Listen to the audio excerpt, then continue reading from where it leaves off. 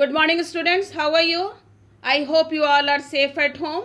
So today in this online session, we will read about the female reproductive system.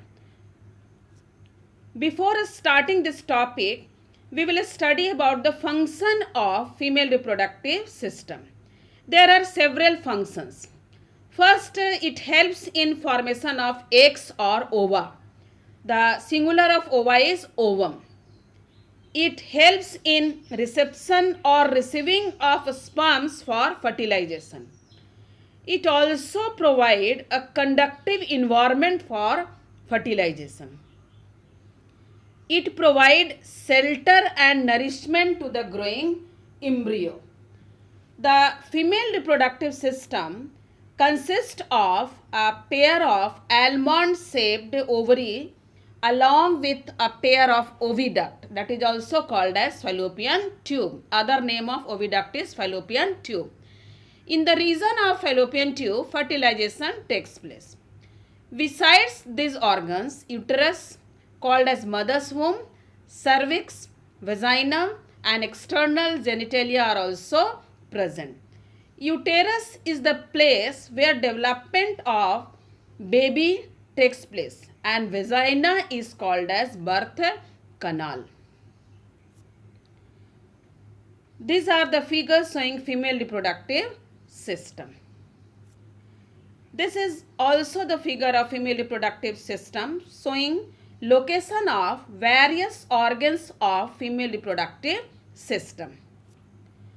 The parts of female reproductive system along with mammary glands helps in the process of ovulation, that is release of ovum from ovary, fertilization, pregnancy, childbirth and child care. Now we will read about the various organs of female reproductive system. The first and most important organ of female reproductive system is ovary.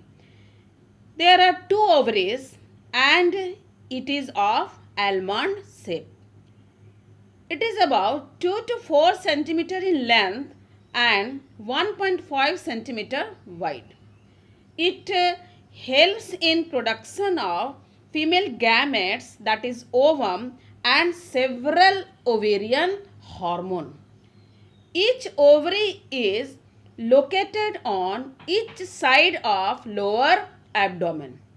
Ovary is covered by a thin epithelium that encloses the ovarian stoma, which is divided into two zones of peripheral cortex and inner medulla. In this figure, it is clear about the position and shape of the ovary. Now we will learn about the oviduct, which is also called as fallopian tube. It is a tube-like structure about 10 to 12 centimeter long and it extends from the ovary and opens into the uterus. The part which is closer to the ovary is funnel shaped and called as infundibulum. What it called? It is called as infundibulum. The edges of infundibulum possesses finger-like projections called as fimbriae. This fimbriae helps in collection of ovum after ovulation.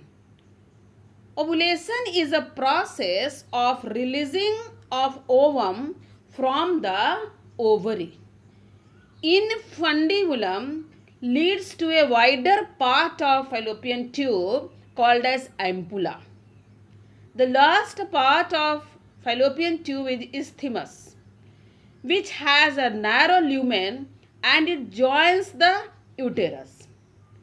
In the isthmic ampullary junction, the fertilization of a sperm and ovum takes place.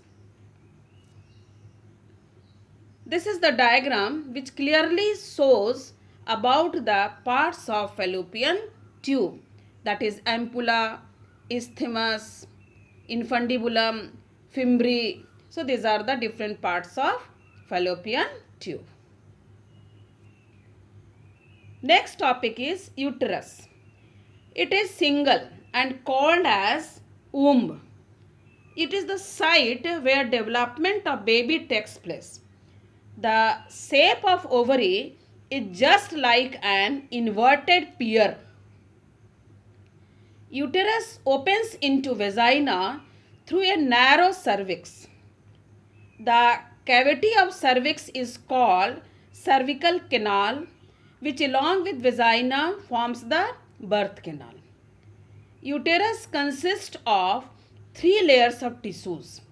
Outer or external thin layer called as perimetrium, middle thick layer called as myometrium, and inner glandular endometrium. So what are the 3 layers? Perimetrium, myometrium and endometrium. This is the diagram showing the uterus and how uterine muscles increases in the size during development of baby. This is the figure showing sectional view of human pelvis showing reproductive system. Now the next topic is external genitalia. External genitalia includes mons pubis, labia majora, labia minora, hymen and clitoris. Mons pubis is a cushion of fatty tissue and is covered by skin and pubic hair. The labia majora are fleshy folds of tissue which extend down from the mons pubis and it surround the vaginal opening. The labia minora are paired folds of tissue under labia majora. The opening of the vagina is often covered partially by a membrane called hymen. The last external genitalia is clitoris. It is a tiny finger-like structure which lies at the upper junction of 2 labia minora above the urethral opening.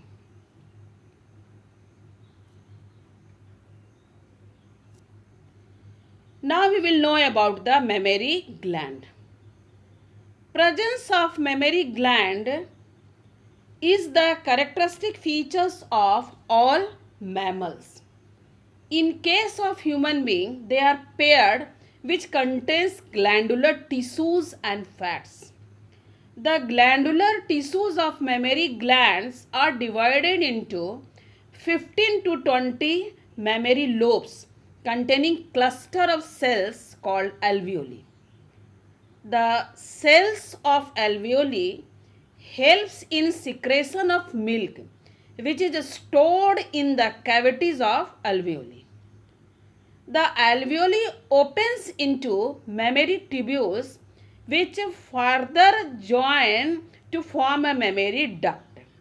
So there are several mammary ducts to join to form a wider mammary ampulla which is connected to lactiferous ducts through which milk is sucked out by the baby. This figure indicates about the sectional view of mammary gland showing its various parts. Now I hope that it is clear to you about the female reproductive system. Thank you and have a nice day.